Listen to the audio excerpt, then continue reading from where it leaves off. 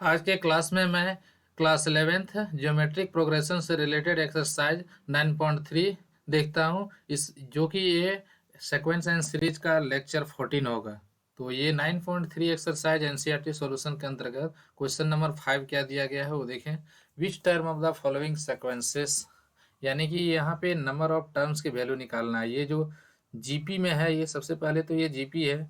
तो ऐसे केस में इसका कौन सा टर्म जो है 128 आएगा, यानी कि नंबर ऑफ टर्म्स हमें क्या करनी है, यहाँ से निकालनी है। 128 जो है वो कौन सा टर्म होगा, ये हमें निकालनी है। तो मैं सबसे पहले यहाँ पे फर्स्ट पार्ट 5 का फर्स्ट पार्ट यहाँ से बताता हूँ।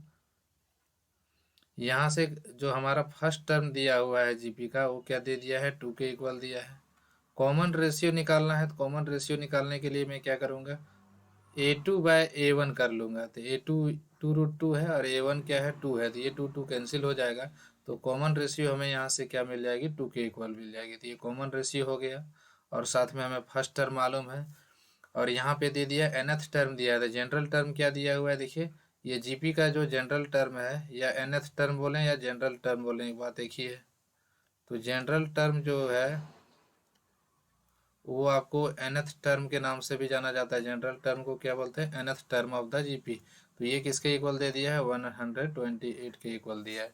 तो हमें यहाँ से क्या करनी है, नंबर ऑफ टर्म्स की वैल्यू। तो जनरल टर्म का फॉर्मूला क्या है यहाँ पे, AR⁴ जो कि किसके इक्वल दिया है, 128 के इक्वल दिया है। फर्स्ट टर्म तो यहाँ से मालूम है हमें, फर्स्ट टर्म की वैल्यू 2 है। और कॉमन रेशियो भी हमारा क्या है, 2 है। ये हमारा कॉमन रेशियो क्या है, √2 है। सॉरी, यहाँ पे क्या होगा, √2, क्योंकि 2 जब कैंसिल हो गया तो √2 के इक्वल आ जाएगा। तो कॉमन रेशियो क्या हो गया, √2 है और फर्स्ट टर्म में 2 है। तो ऐसे केस में यहाँ पे √2 रख लेते हैं इसको।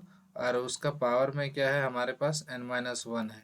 और इधर हमारे पास क्या दिया है, 128 है। तो ये मैं 2 से इसको कैंसिल कर सकता हूँ। ये 2 से बड़ा आसानी से क्या होगा, 64 टाइम्स में कैंसिल हो जाएगा। तो रूट मतलब क्या होता है, पावर 1/2 होता है। तो इसका मतलब 2 का पावर क्या रह जाएगा, ये n-1/2 बचेगा। और इधर राइट पार्ट में क्या होगा, ये 2 का मल्टीपल में अगर हम इसको तोड़ देते हैं तो 2 का पावर 6 आ जाएगा।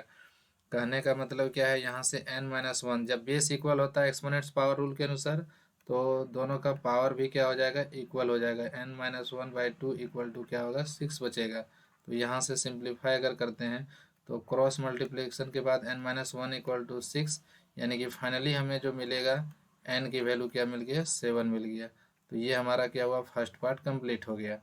सेकेंड पार्ट इसी तरह का प्रॉब्लम दिया हुआ है।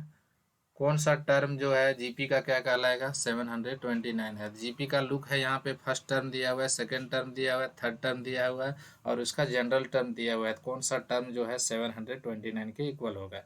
तो मैं यहाँ पे ये सेकंड पार्ट बना रहा हूँ, बी, ऑप्शन नंबर बी। तो ऑप्शन नंबर बी में हमारे पास जो फर्स्ट टर्म है वो किसके इक्वल दिया है, √3 के इक्वल दिया है। हमारा जो कॉमन रेशियो आएगा, तो अगला टर्म बाय पिछला टर्म, यानी कि क्या हो जाएगा, 3/√3 आ जाएगा। तो 3 को जब √3 से डिवाइड करेंगे तो ये किसके इक्वल आ जाएगा, √3 के इक्वल आएगा। तो कॉमन रेशियो तो √3 हो गया। तो ऐसे केस में हम यहाँ पे क्या करेंगे, nth टर्म, यानी कि यहाँ पे क्या है, general term of the GP is given, यानी कि क्या है वो 729 दी हुई general term of the GP. तो ये हम लोग यहाँ से बोल सकते हैं, since general term of the GP is given, and general term निकालने की हमारे पास क्या फॉर्मूला हो जाएगी, AR⁴ जो कि क्या है, 729 के इक्वल है। फिर यहाँ से फर्स्ट टर्म तो जीपी का मालूम है क्या है, √3 है। और कॉमन रेशियो भी हमारा क्या है, √3 ही है। तो √3 का पावर यहाँ से फिर से क्या होगा, n-1 होगा, जो कि इधर क्या दिख रहा है, 729 दिख रहा है।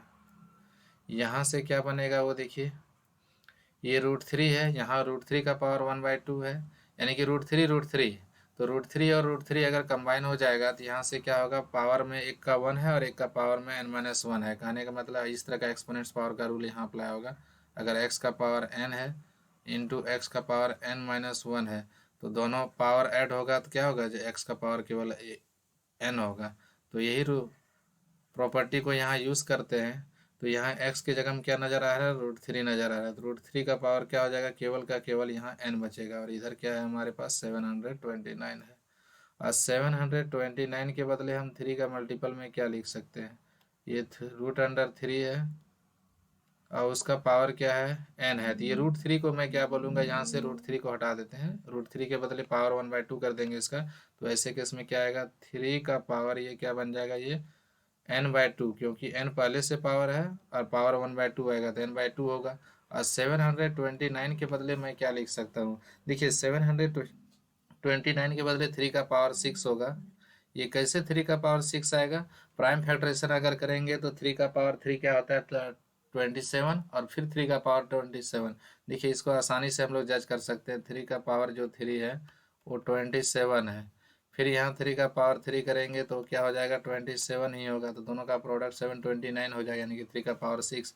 जब बेस सेम रहता है तो पावर सेम ही हो जाता है। ये तभी पॉसिबल है जब पावर सेम होगा, यानी कि n/2 इक्वल टू क्या आएगा, ये 6 आएगा।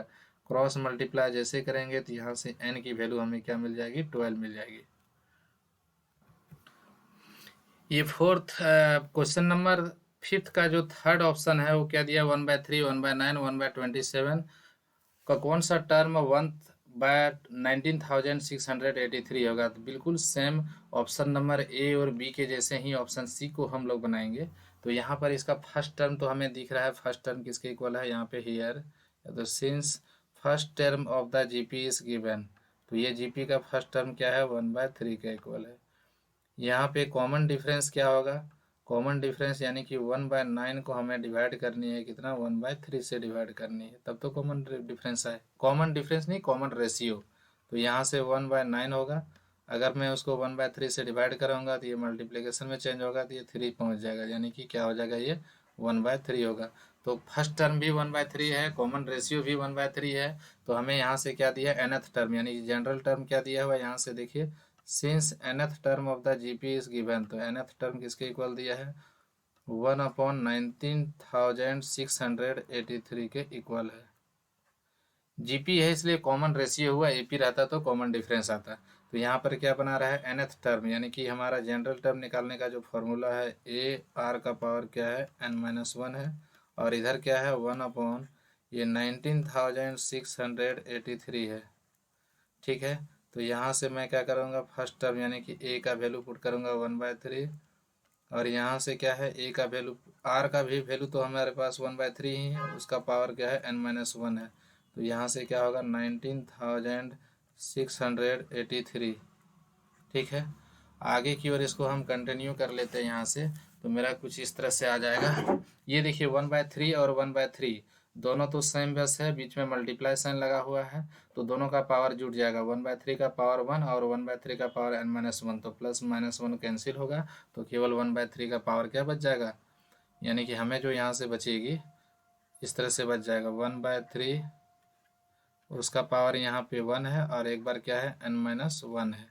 राइट पार्ट में हमारा क्या हो जाएगा, ये देखिए इसको भी हम 3 का मल्टीपल में बदल देते हैं तो ये क्या कहलाएगा, 3 का पावर n9 कहला जाएगा, क्योंकि प्राइम फैक्टराइज जब करते हैं 3 का पावर 9 टाइम्स में क्या हो रहा है, हमारा 19,683 आ जा रहा है। तो ये हमें क्या मिल जा रहा है, इसको हम सेम बेस को इक्वेट करके बनाएंगे, 1/3, और उसका पावर क्या हो रहा है, -1 + 1 कैंसिल हुआ तो केवल n बचा, और ये 1/3 का होल पावर n9 लिख सकते हैं, क्योंकि 1 का पावर 9 अगर लिख भी देते तो कोई दिक्कत नहीं है। तो बेस जब इक्वल होता है तो ये तभी पॉसिबल है जब पावर भी इक्वल होगा, इट मीन्स n का वैल्यू क्या हो गया, हमें 9 के इक्वल आ गया। देखते हैं क्वेश्चन नंबर 6 क्या दिया है, for watt values of x the numbers इतना आर इन जीपी। अगर ये जीपी में होगा तो कॉमन रेशियो क्या होगा, इक्वल होगा, यानी कि सेकंड और फर्स्ट टर्म का जो रेशियो होगा थर्ड और सेकंड टर्म का रेशियो के इक्वल होगा। तो मुझे यही काम करना है, लिखेंगे अगर ये एपी में होगा, when common ratio are equal, when R1 equal to R2, मतलब फर्स्ट केस में जो कॉमन रेशियो आएगा वो क्या हो जाएगा, दोनों इक्वल में हो जाएगा, तब क्या होगा, then it is in AP, it is in GP, it is in GP. अगर ये R1 और R2 इक्वल हो जाएगा, यानी कि पहला दो का कॉमन रेशियो और दूसरा दो का कॉमन रेशियो के इक्वल दिख जाता है तो ये जीपी में होगा। तो यहाँ पे फॉर स्पेशली बोल दिया गया है, ये क्या है, अगर जीपी में होगा तो मैं यहाँ से R1 और R2 को क्या करूँगा, इक्वेट कर दूंगा। तो R1 का वैल्यू क्या होगा, सेकेंड टर्म को हमें फर्स्ट टर्म से डिवाइड करना है, तो सेकेंड टर्म क्या है, एक्स है, उसको किससे डिवाइड करना रहता है, फर्स्ट टर्म से, यानी कि -2/7 से डिवाइड करना है। ये किसके इक्वल होगा, सेकेंड थर्ड टर्म को सेकेंड टर्म से डिवाइड करना है। सेकेंड टर्म हमारे पास क्या है, एक्स है। तो यहाँ से थोड़ा सा इसमें प्रिकॉशन बरतना है, क्योंकि यहाँ पे एक फ्रैक्शन में है और एक होल पार्ट में है, तो ऐसे केस में थोड़ा कन्फ्यूजन हो सकता है। तो -2/7 है, तो ये पलट जाएगा, तो ये क्या हो जाएगा, -7/2 आ जाएगा। और ये यहाँ से क्या है, -7/2 का -7/2 जैसे का तैसे रहेगा। और ये मल्टीप्लिकेशन से यहाँ पे क्या आएगा, डिवीजन से मल्टीप्लिकेशन में आएगा। ये 2 तो यहाँ से कैंसिल हो सकता है। अच्छा देखिए यहाँ से क्या क्या बनेगा डेटा, सो देखिए पहला बात तो ये दोनों माइनस कैंसिल हो जाएगा। 2 भी क्या, यानी -7/2 तो कंप्लीट कैंसिल हो गया। तो बच गया हमें x इक्वल टू क्या बच रहा है, 1/x बच रहा है। क्रॉस मल्टीप्लाई अगर कर देते हैं तो यहाँ से क्या आ जाता है, x² जो कि किसके इक्वल दिख रहा है, 1 के इक्वल। फिर यहाँ से अगर x² का वैल्यू अगर 1 के इक्वल है, तो इसका मतलब x की जो वैल्यू होगी वो √1, यानी कि x का जो वैल्यू आएगा ये +-1 दोनों ही शो करेगा। तो ये x का वैल्यू या तो 1 रखना होगा या तो -1 रखना होगा, ताकि ये जो सेक्वेंस है वो जीपी फॉर्म कर लेगा। ओके।